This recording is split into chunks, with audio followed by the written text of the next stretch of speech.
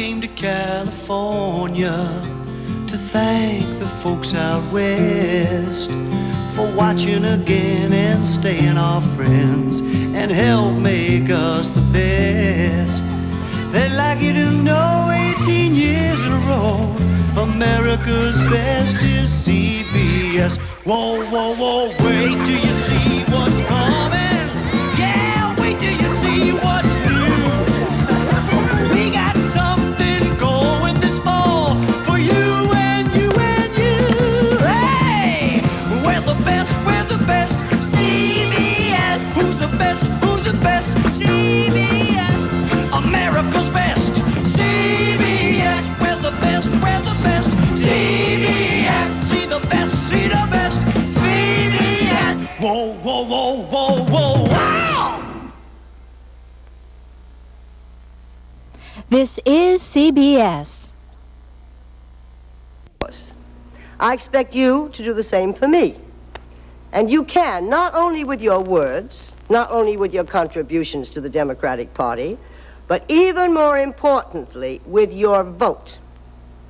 A lot of people are asking you for money tonight. I ask, in addition, that you make certain you're registered in your precinct and that you vote on Election Day. That's the one way we can all speak out. Votes are louder than voices. Ballots are the bullets we use to defend our lives, our homes, our country. Don't let the special interests push you around. You're too special for that. You're an American citizen.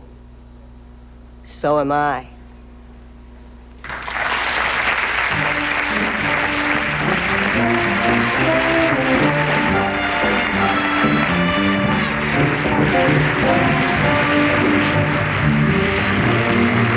Hello.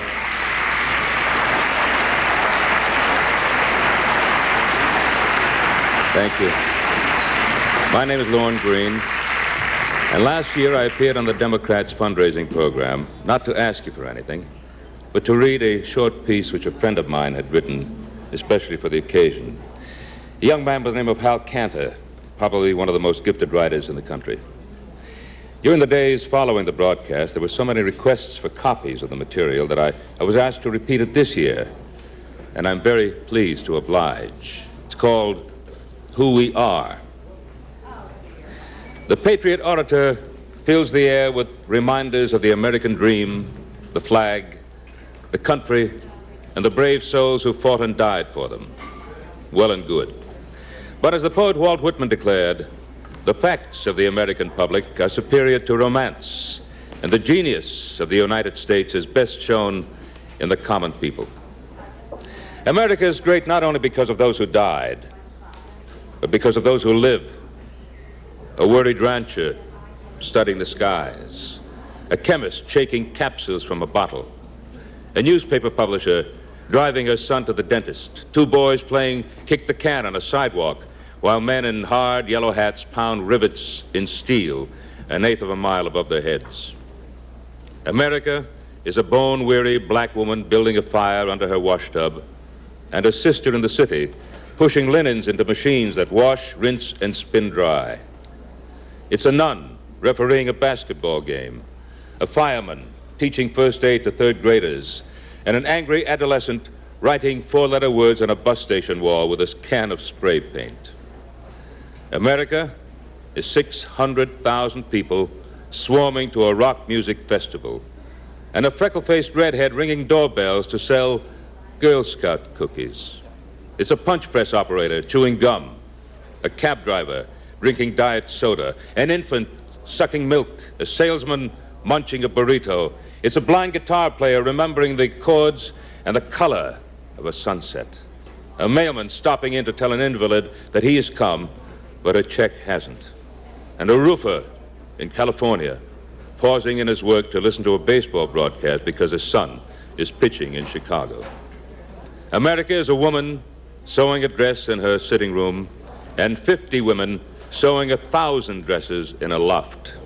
A girl in medical school who's had 3 hours sleep in the last 36, and a stoop laborer bending her back in a field of lettuce.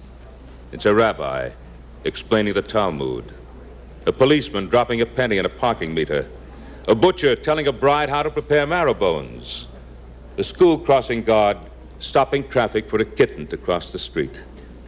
It's a priest taking confession, a fisherman mending nets, and an Indian boy roping calves. It's an airline stewardess who wants to quit, and a crippled child who wants to fly, a doctor getting a haircut, a cowboy polishing his boots, club women planting trees, lumberjacks cutting them down, sandhogs sweating beneath a river, and a Coast Guardsman shivering above the sea. America is men who build mobile homes and bankers who put up the money and parents who move into them when their children are grown, and men with mouths full of tacks who reupholster Dad's old chair. It's a brown girl in a white uniform taking blood from a black man's arm, and a lonesome lady in the park with a bag full of broken biscuits for the birds. A widow nervously preparing for her first date in 2 years. A pregnant woman making coffee at midnight to help her husband cram for a bar exam in the morning. A copper miner watching the earth turn. A restaurant owner greeting the dawn at a produce market. And a sleepy fry cook at an all-night truck stop pouring buttermilk batter on a spitting grill. We are America.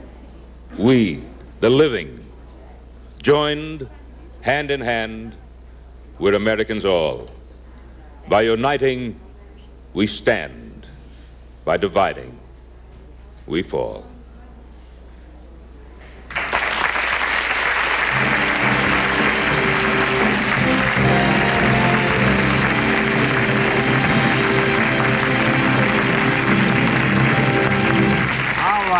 Lauren, come on over here, please. Ladies and gentlemen, two of the dearest friends that I've ever had or ever will have are Lauren and Nancy Green.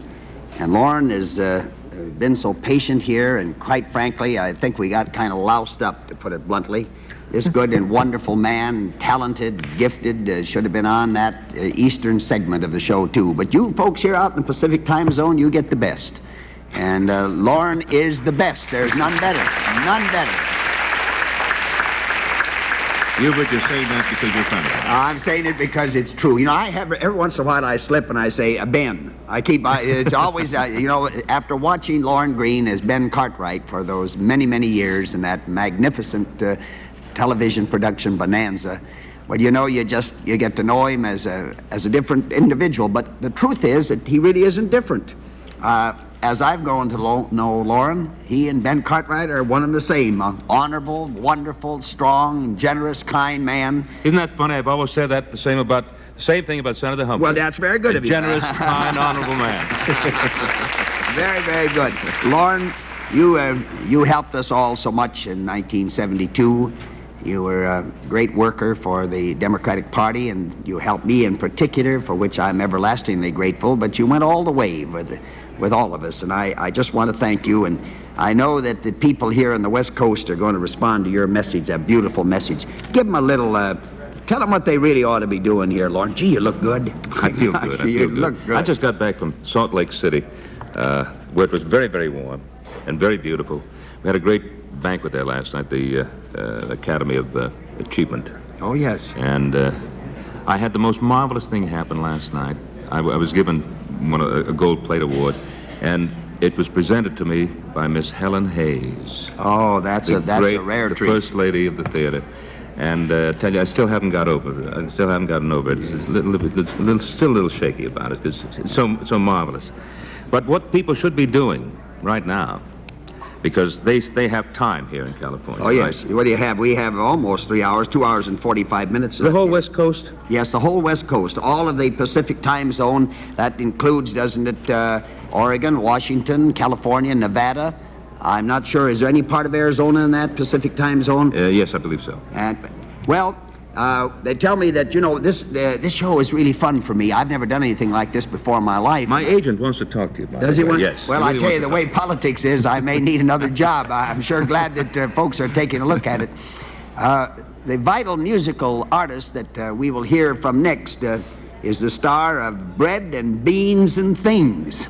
It's a new musical based on the works of black poets. And by the way, it opens June 16th And here it is. Here is its star. Guess who? Miss Eartha Kitt.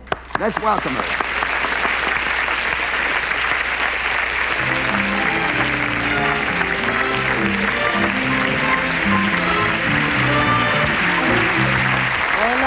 All there is and then some. Showers of devotion all the time. Guy who keep me when warm, chopping wood to keep me warm. All I want is all there is and then some. All I want is all there is and then some. 40 men who want a date each night. Make a date with everyone, then stand up and watch the fun. All I want is all there is and then some. Why not? If I'm gonna want a lot. Here's the score. Why wish for a loaf of bread when you can wish for the grocery store? All I want is all there is and then some. A mansion on a 1,000,000-acre lot. Privacy so I can play free and clear, no FHA. All I want is all there is and then some. All I want is all there is and then some. Conveniences that no one's ever had. Golden spigots in a line, hot for toddies, cold for wine. All I want is all there is and then some. All I want is all there is and then some. All I want is life without a care. Diamond rings of many shapes, 8 butlers just to feel my grapes. All I want is all there is and then some. All I want is all there is and then some. 3D color television now. Tablecloths of mix and sable, platinum ashtrays on the table. All I want is all there is and then some. All I want is all there is and then some. Do a thing that no one's ever done. Visit Paris in the spring, then shut up, not say a thing. All I want is all there is. All I want is all there is, and then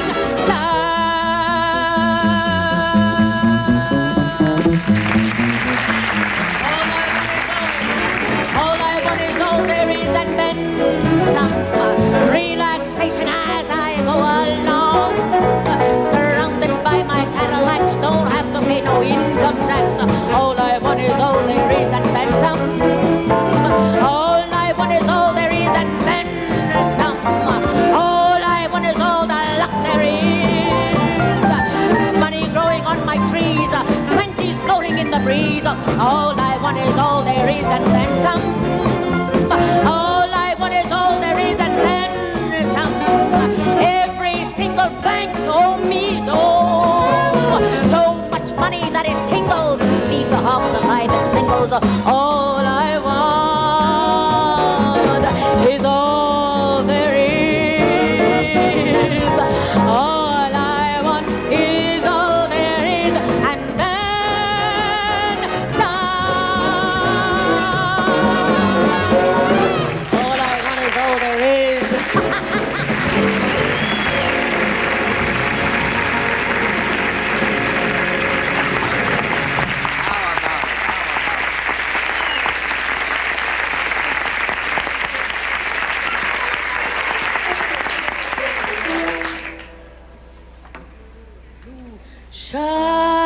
Shalom Aleichem. Evenu Shalom Aleichem. Evenu Shalom Aleichem. Evenu Shalom, Shalom, Shalom Aleichem. Evenu Shalom Aleichem. Evenu Shalom Aleichem. Evenu Shalom Aleichem. Evenu Shalom, Shalom, Shalom Aleichem. Evenu Shalom Aleichem. Evenu Shalom Aleichem. Evenu Shalom Aleichem. Evenu Shalom.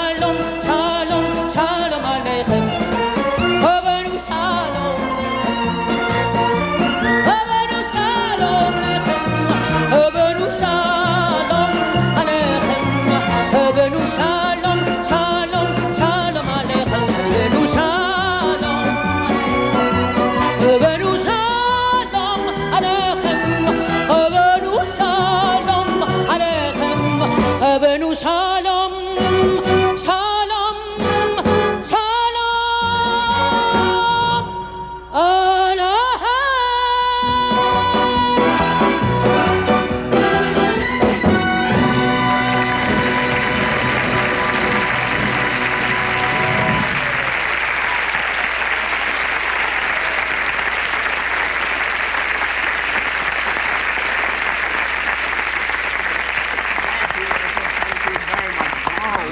Wasn't that a treat? Marvelous. And you folks out here in the West Coast get that all by yourself. I think we're really going to be accused of rank discrimination by excluding and keeping out of that kind of entertainment the eastern segment of our country, the Midwest, and the Rocky Mountain states. Well, they missed something with her. This is one of the great performers. Oh, she's marvelous. Eartha Kitt. I tell you, she's just tops. Well, thank you.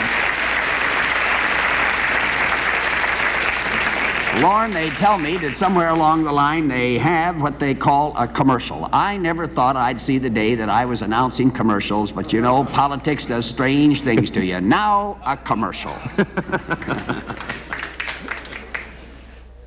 Do you know what would have happened if all the Democrats who didn't vote had voted in the last 2 presidential elections? Think about it. You can't change the past, but you can change the future. Phone in your pledge now. Well, my party tells me that the market is bound to go up. And my party tells me it should remain fairly stable. Well, my party is the Democratic Party, and the Democratic Party tells me that, When the Democratic Party talks, everybody listens, because you can believe them.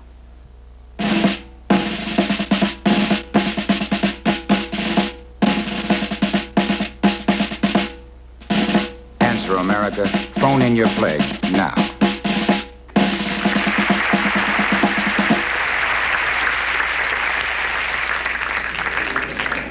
Okay, ladies and gentlemen, before we give you the last 4 states now remaining in what has been decided for us as our time zone out here, we'd just like to remind you, those of you out here in these 4 states, Washington, Oregon, California, and Nevada, to buy yourself this insurance in America.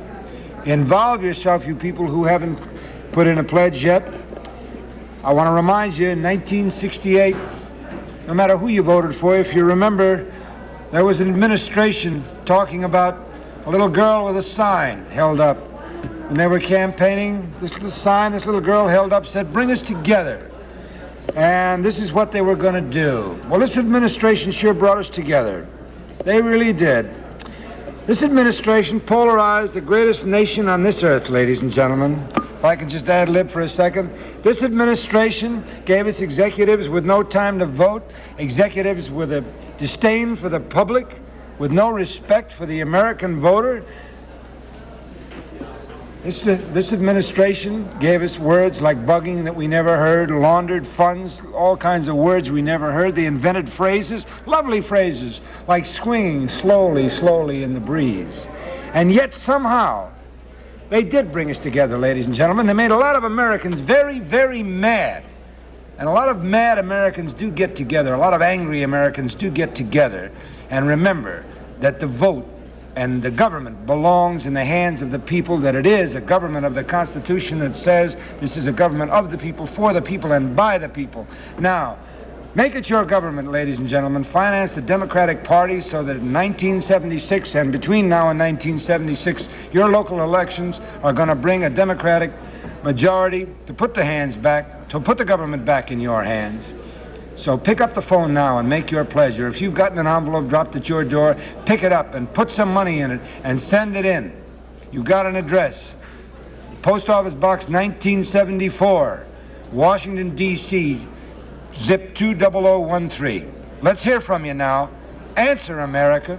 Sitting next to me right now, a guest, ladies and gentlemen, before we bring you the numbers, might be interesting along with our numbers this evening.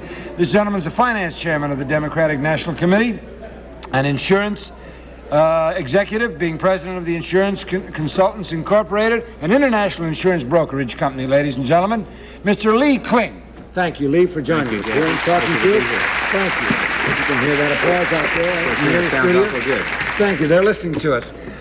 Being an insurance broker, getting into big business, one of the things we'd like you to do up here, I think, Lee, is to help, as did the Xerox people, try and talk about big business and the kind of money you people move around in investing and what the average voter feels is big business and big money.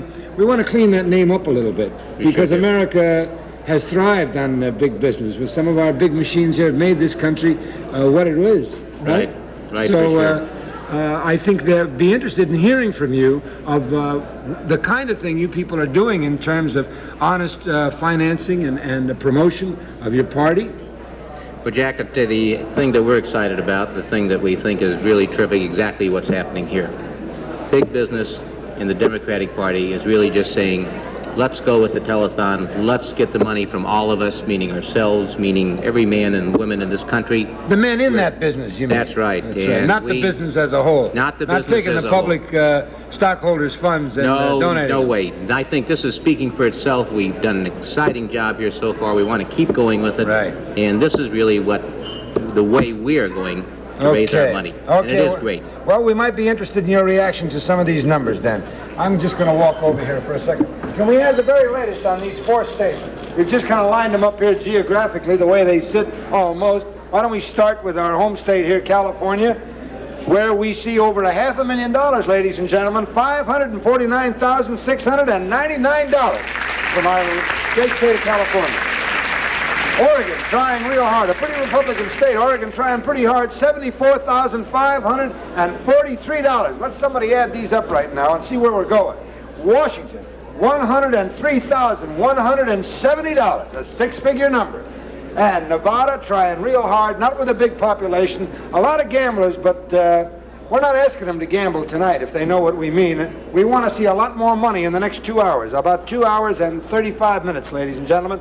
$20,342. Let's just get a rough idea there. Lee, we've got 103,000, 177, 200 and what?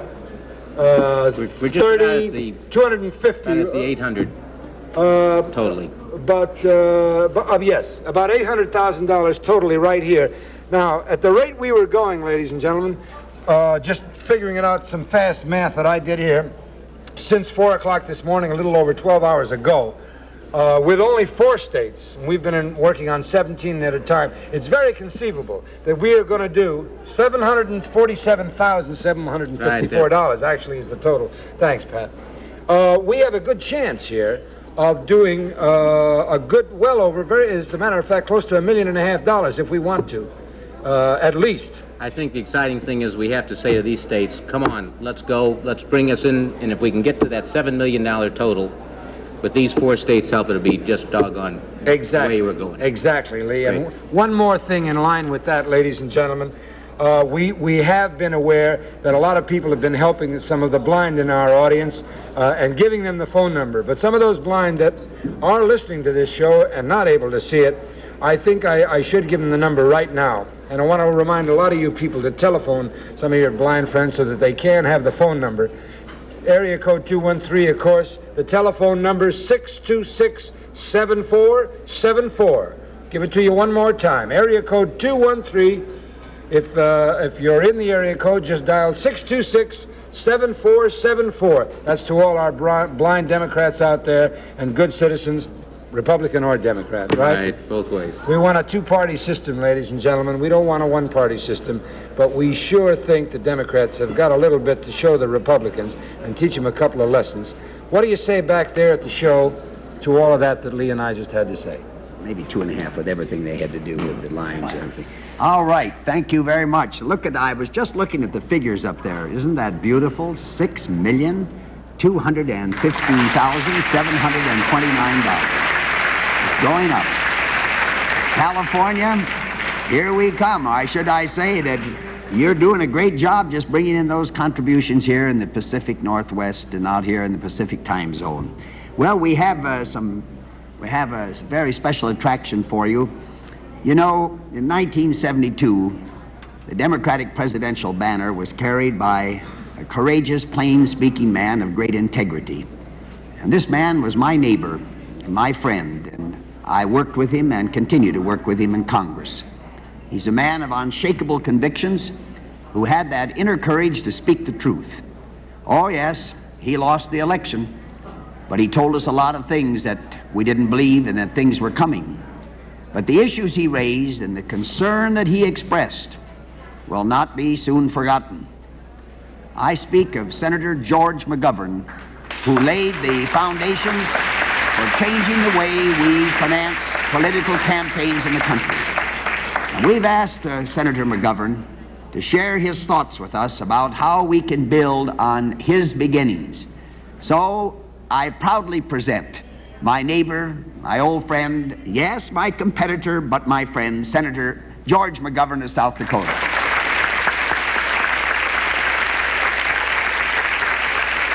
This Democratic National Telethon carries on the commitment to honest and open campaign financing that we began in 1972. The Democratic Party is engaged now, as we were in '72, in a voluntary effort to reform the way we pay for political campaigns. Either major party can go after the kind of money that is invested by some of the richest and most powerful members of our society, not so much because they have a special civic interest in good government, but because they have an interest in special favors for themselves. But as we are now learning so painfully, that kind of money can only pollute our political system and subvert our democratic government. The money scandals exposed in the Watergate investigations are the most obvious examples of what can happen. A Senate Watergate Committee staff report says Mr. Nixon's re-election effort spanned virtually the entire spectrum of campaign corrupt financing practices. But shocking as those revelations are, there is another result that is still more serious. It is that big contributors have bought a piece of the government. If you wonder why we are having the most persistent and ruinous inflation in our national history, you can find the answer in the list of contributors to the Nixon campaign. You will find some $5 million in contributions from big oil company executives. In return, they got a White House committed to higher oil company profits, and you got drastically higher prices for fuel. You can find on those lists another $5 million in contributions from executives of the arms industry. In return, they got a massive boost in military spending, even though we are supposedly at peace. And you got higher prices for everything you buy. It is impossible to miss the connection between those big contributions from the wealthy in '72 and the way our economy is being ruined now. And that is the corrupt connection we must break. In 1972, we Democrats demonstrated that campaigns can be financed honestly and openly, with small contributions from ordinary people, without any secret funds and without any secret deals. It worked. We did not have too much money, but we had enough. All the bills were paid in full. The Democratic Party is committed to that tradition of reform, and we are continuing it through this telethon. Now let me make a personal appeal to everyone who supported my campaign in 1972, whether it was with your dollars, your work, or your vote. Please support this Democratic telethon with whatever you can afford. Call the Democratic Party now so we can once again have government for the people, because we have campaigns financed by the people.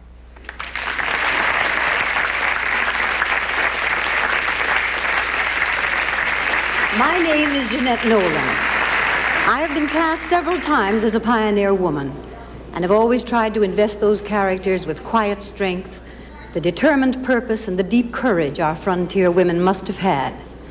I say must have because it takes strength, purpose, and courage to cross any frontier, to invade the uncharted, to settle, and to proliferate.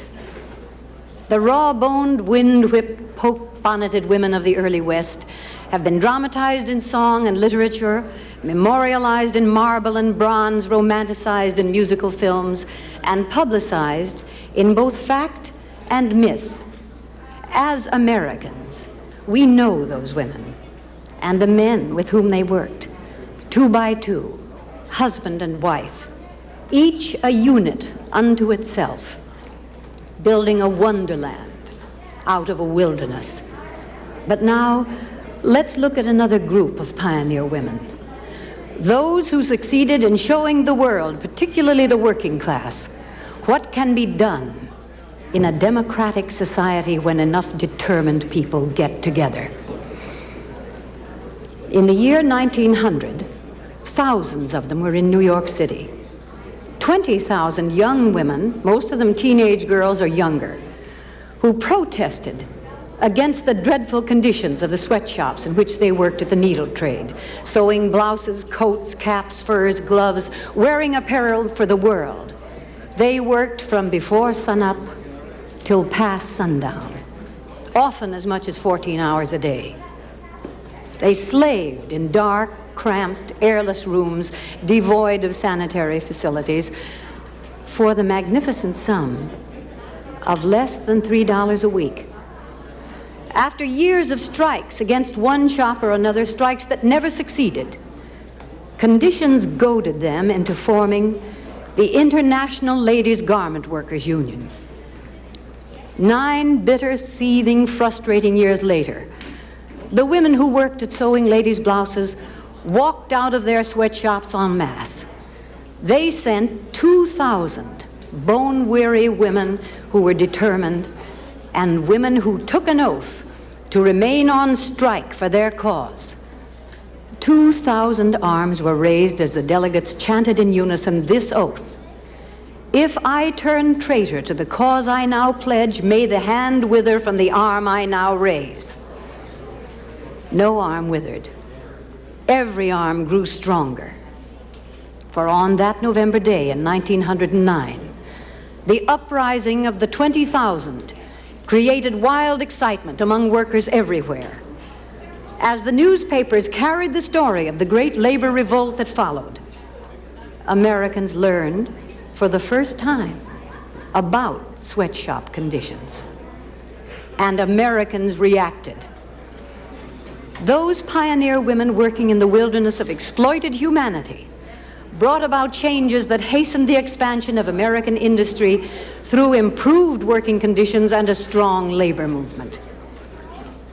Today, women are more vital than ever in our labor unions. And if industry is the spine of our economy, our unions are the ribs that support it. Those pioneer women showed all people that no matter how abused, how downtrodden, how ignored, by uniting, our voices will be heard, our demands attended. Let us remember all of our pioneers and be grateful for their lesson. Let us unite again and raise our voices that we be heard. Answer, America.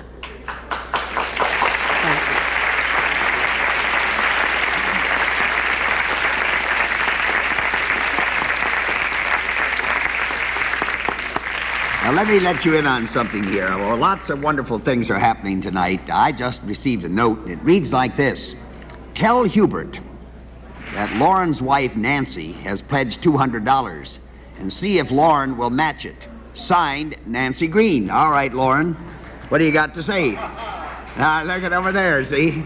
I'll tell you what I've got to say. I used to call her my better half.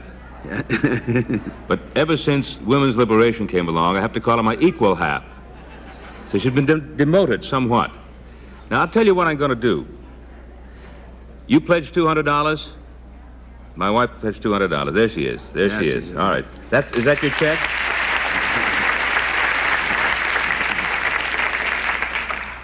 All right. I will not only match it, which I've already done, but I'll double it.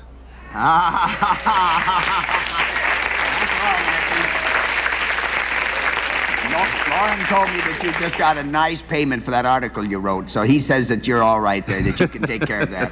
Lauren, listen, it's just you're so generous in more ways than one, and one of the things I want you to do, because I want the people out here just to hear you. I just love to hear you talk, and I want you to introduce some of the people over there on the phones. Why don't you go to it? You've got the list of our people on the phone bank. I think the people on the phone must be introduced. They've done a tremendous job. All right. Will the people whose name I call out please raise your hand? Alice Ghostly. There she is. Taking off her glasses.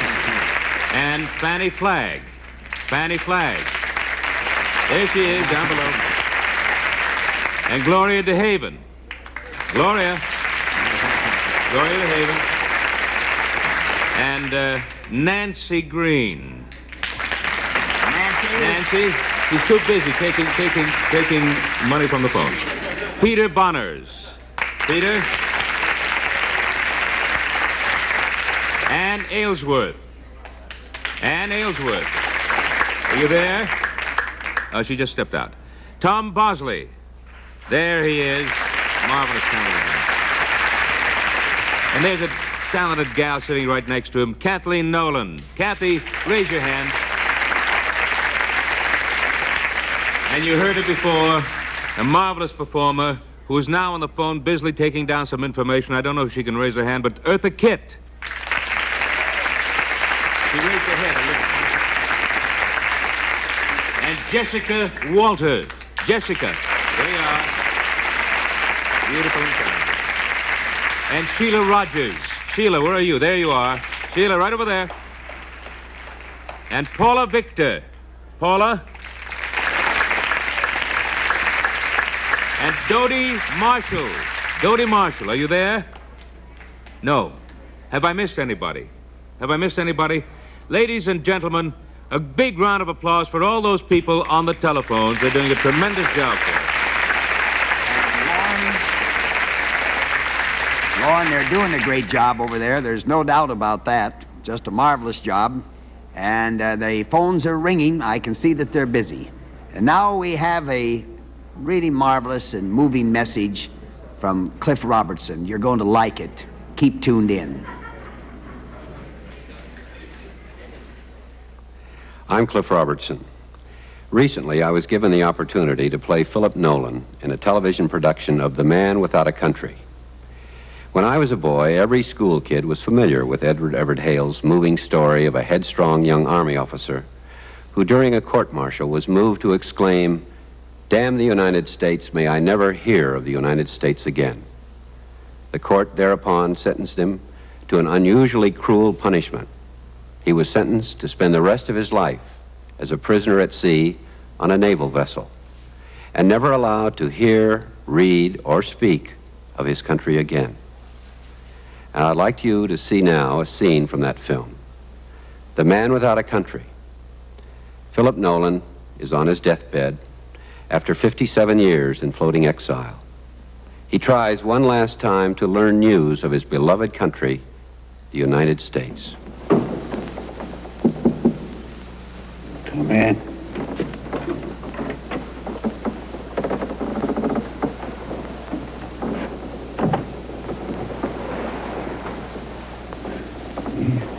You see, I have a country here.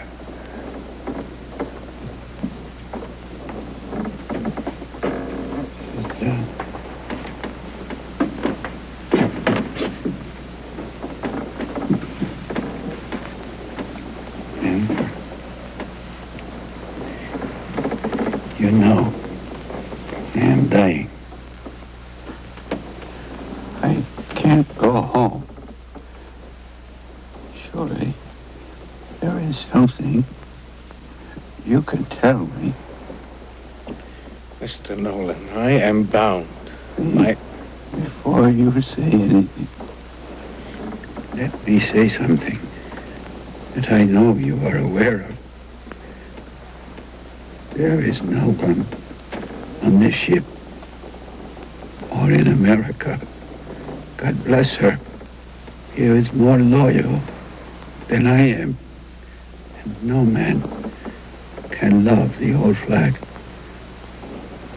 and pray for her more than I do. There are 34 stars. I do not know all of them. Surely, Danforth, surely you could tell me something before I...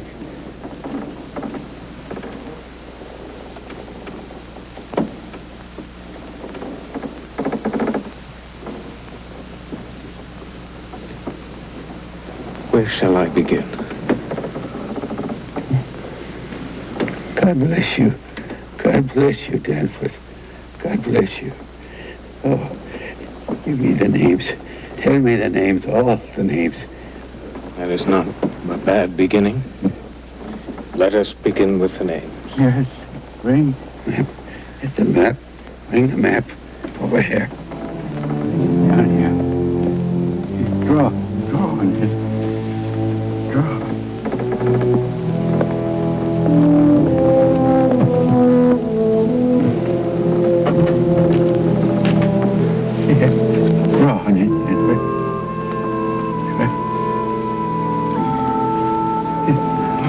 Well, sir, as best I can, there is Texas, as you know.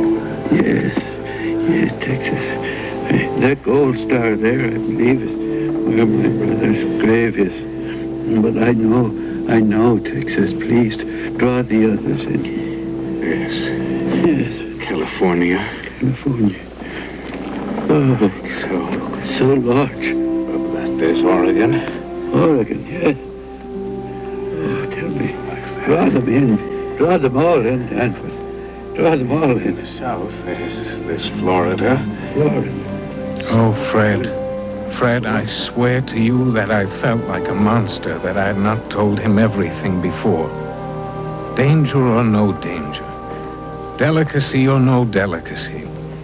Who was I, that I should have been acting the tyrant all this time over this sainted old man who had years ago expiated in his whole manhood's life the madness of a boy's treason? And the last state to be admitted in this territory was Kansas, which was just 2 years ago. Yes, 34 states. 34. 34 stars.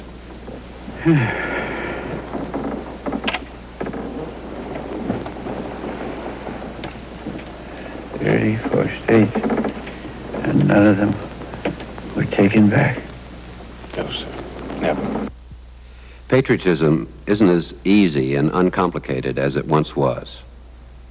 And maybe that's because some cynical and selfish men have redefined patriotism to service their own ends. It's everybody's job to protect our country from these false patriots and self-seeking flag wavers. If all of us involve ourselves in the political process through our contributions and our votes, if we all participate, our country will be restored to the people, to all of us. And our flag will once again mean to every American what it came to mean for Philip Nolan, the man without a country.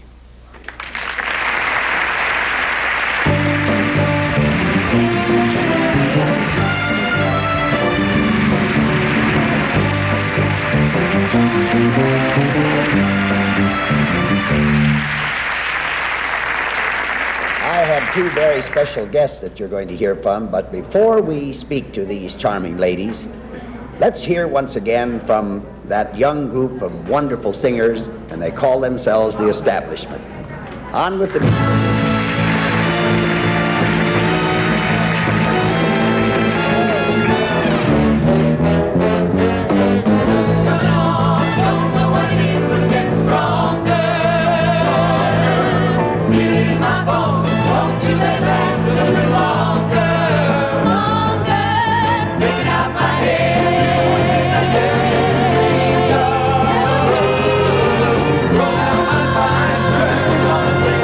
Turn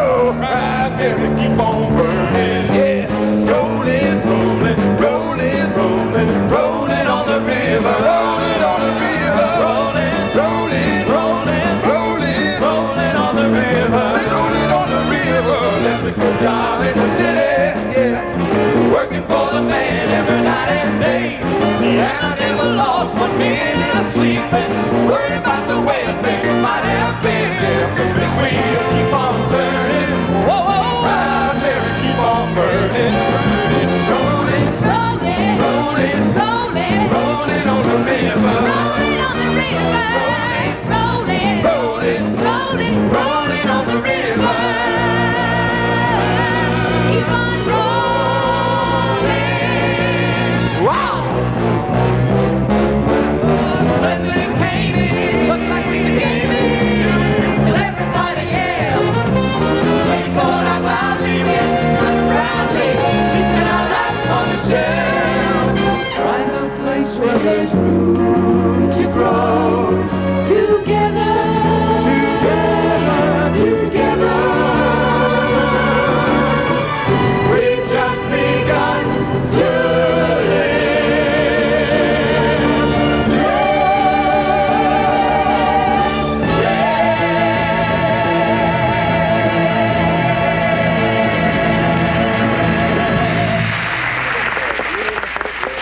People, while you're listening who've already made your pledge, you can listen to me thank a few people back here that have really helped us, and maybe I can get a message to you at the same time. Our floor manager, I'd like to thank Pat Burley, who wants a president who will vote in at least every election. And our producer and supervisor in the state totes room, who would really like to see some better child legislation. All the cameramen in here who work so very hard, who need their income tax lowered fairly. And the electric calculator men over here on my right, who are tired of suspecting a White House staff. And all the men and women in the telephone calculator room who want the prices of food lowered. And Buck Henry, who spelled me here for 10 hours, who really wants an administration to respect the people. And to the waitresses and waiters serving in all the studios here, in all the silver room and the other rooms, all day and all night with no sleep, who want to respect the administration. And to my wife, Barbara, to all the wives and the husbands of everybody here, and, who've lent, all the volunteers, who've lent all the support to all of us, we thank you for helping us get this message across to you people who should be putting in your pledges right now to put this government back in the hands where it belongs. You've been answering, America. Now answer. You got about 35 and plus minutes. Answer, America. We're going to get up to the better part of that $7.5 million. All right, let's see a whole bunch of new totals here now for California, Oregon, Washington, and Nevada. California is going to need $25,000 to go over last year, and I think she did. $648,135. California went over the top. That's terrific. Okay, Oregon really came up respectably, and they're going to make over $100,000 any minute. $91,839. Washington, $124,626. A real respectable job is going to go over $150 for sure. And Nevada at $24,589. Come on, move it. You can make $50,000 before we get off the air for us. All right, we're going to turn it right back to you because there's not a lot of time. Thank you again for everybody else in here. And stay with us now for every minute. Get in there and make those pledges. Please, answer, America.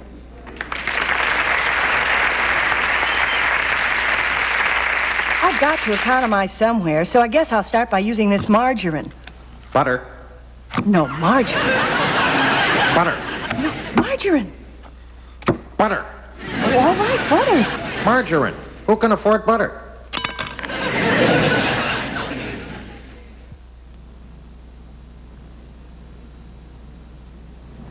Own a piece of the rock. Phone in your pledge now.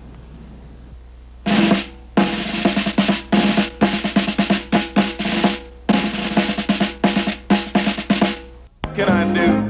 I'll do anything you say, and it's just got to be that way. Well, all right, okay, you win. I'm in love with you. Well, all right, okay, well, you win. Hey, baby, me and you, anything that you say I'll do, as long as it's me and you, baby. But first thing in the morning, you must wake me with a kiss. You got to make up for all of the loving you have made me miss. Well, all right. Okay, will you win? I'm in love with you. Well, alright, it's okay. Will you win? Hey, baby, what can I do? Anything that you do, I'll say. It's just got to be that way. All that I'm asking, baby, all I want from you, just love me as I love you, and that will not be hard to do. Well, alright, it's okay. Will you win? What are you waiting for? Well, alright, it's okay. Will you win? But baby, there's one thing more. If I'm going to be your man, pretty baby, let me take your hand. Well, alright, okay, you win. Well, alright, okay, you win. If I'm gonna be your man, pretty baby, let me take your hand. Well, alright, okay, you win.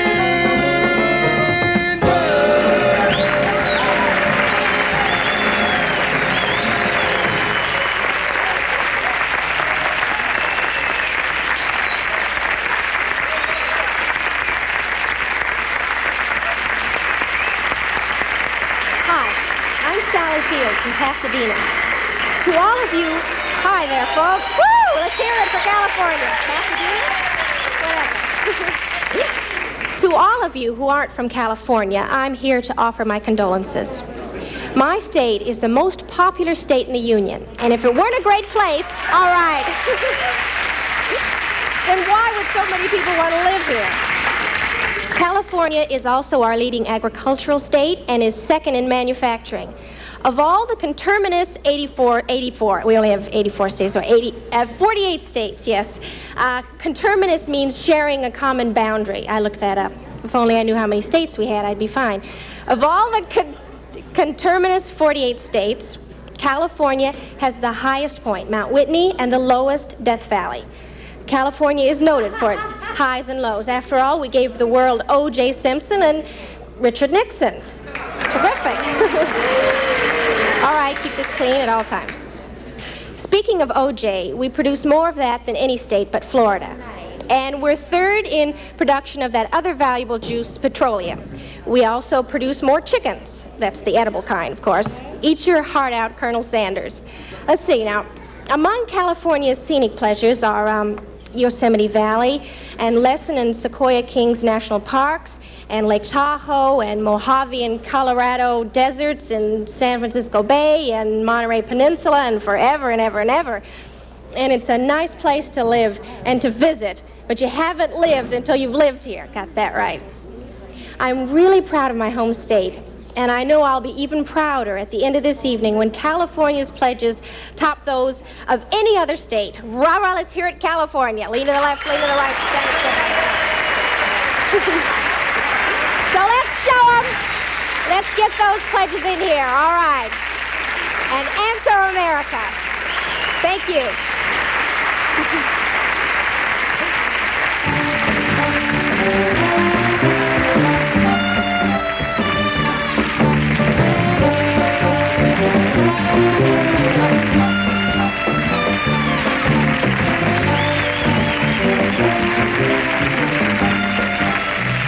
Well, hello, folks out there in Sportsland. How's it going? Here I am, Clayne Stevenson, Illinois' answer to the statement that tall guys can't have fun folk dancing. Well, we all know that's kind of silly and goofy, and one of the most provocative things that I think Edgar Guest or Harvey Korman ever said. Or was it Spiro Agnew? No matter. You know, I've been hanging around the old telethon here for hours, watching the Democratic Party's Democratic Party. And it's something for me because I get kind of, you know, thick-tongued and glassy-eyed when I see a guy like Hans Hall, much less some of the big names we've had here today. And just seeing him race up there to the old podium and begging for a medium close-up so the caps don't show, probably the most exciting moment of my life. And you know, something that they all have done, I don't know whether they were told or just chose to, but when you're not getting paid, you can just about do anything you want. And most of them have chosen to come up here and talk and boast about their home states. But you know something? Every one of them is either overlooked or preferred not to mention certain facts which I now intend to correct, in accordance with Uncle Mackey's Truth in Geographic Law. And that's what I like about the South. Now, up until now, nobody has told you that the state of Louisiana is second only to the state of Florida in the number of tourists who are annually embarrassed by alligators. And that big winds in the state of Oklahoma each year are responsible for screwing an average of 6.7 military school marching band tuba players right into the ground. Certain restricted areas of Utah have unlisted zip code numbers to discourage junk mail. How about this one, sports fans? In the state of Iowa, nobody under the age of 16 is admitted to any movie theater unless he is accompanied by money. Or a heavy lady with a big purse. In California each year, an average of 7 sport cars and 3 mobile homes are trapped in the crotches of redwood trees. One section of Wisconsin annually packs and ships 71% of the soggy soda crackers served with split pea soup in motel restaurants. One of the lovely ladies with the orange hair and the gold pins so graciously serve our wayward and weary. The state of Mississippi supplies over half of the lint found in the pockets of new housecoats and JCPenney Indian blanket bathrobes. You know, in West Virginia, there's an empty swimming pool for underprivileged kids who can't swim.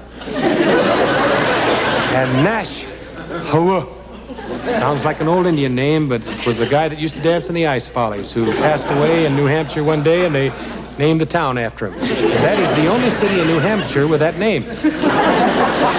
Ice Follies. Although the state of New Mexico contains many rabid skunks in the fields and forest, it seldom refers to itself as the rabid skunk capital of the Southwest. Here's one I bet you didn't know. In the District of Columbia, I do this. Let me explain something. I've been hanging around all day.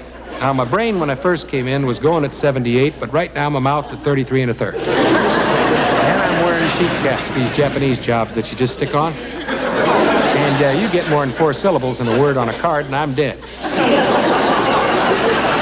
Well, anyway, you don't care about my medical problems, just the funny stuff. So, in the District of Columbia, approximately 3,200, count them folks, 3,200 woodpeckers suffer severe headaches each year from attacking the Washington Monument. I'll tell you something else. If we had a drummer, he'd have gone broomsh on that one. This is one that's really of interest to me. The city of Columbus, Ohio, a town that I've come to know and love, mostly because Woody Hayes is there, was named in honor of the famous Italian explorer Fernando Ohio, who was also with the Ice Follies. In 1964, the state of Kentucky sent 2 delegates to the Democratic National Convention pledged to Colonel Sanders. Ah, sure, giggle and snicker if you will, but they were unseated when the Credentials Committee invoked the seldom-used Ronald McDonald Clause. And finally, in Texas, 17% of the school children don't remember the Alamo, and 64% have completely forgotten Chill Wills.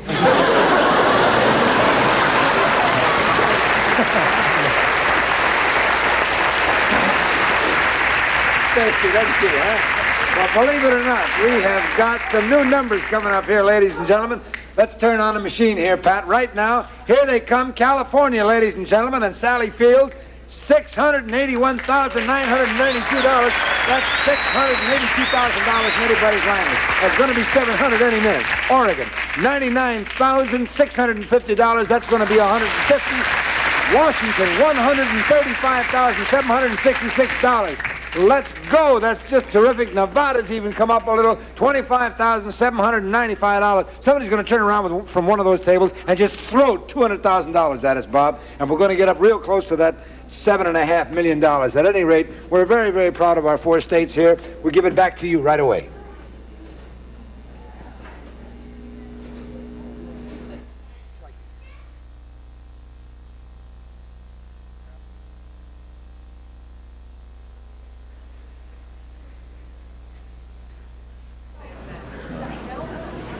Well, you know, it's drawing right around there now. We've got about not quite 20 minutes to go, and in those 20 minutes you can do wonders. In 20 minutes you can do marvelous things. And we're going to do marvelous things. Look what's happening up there on the tote board right now.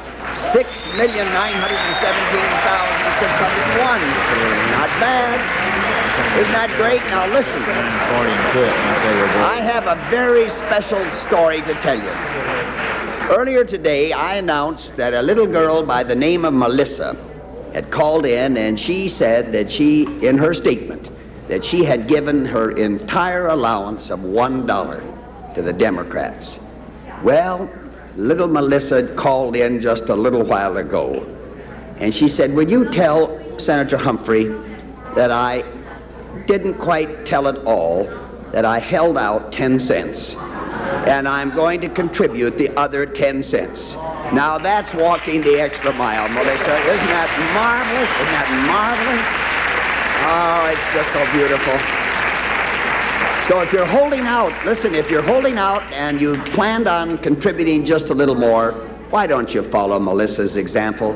You know, children do tell us so many times what we ought to do.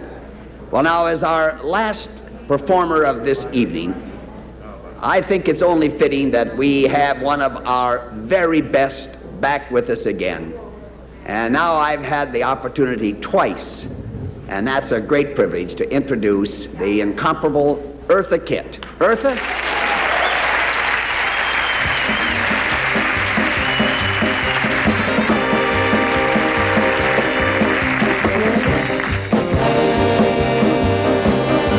The one who had me for his own is on the town and I'm alone. In his blue suit and his new tie, he slammed the door without goodbye. Tonight my eyes are jealous green, tonight I'm melancholy mean. He meets in secret rendezvous some dame to tell his troubles to. The heel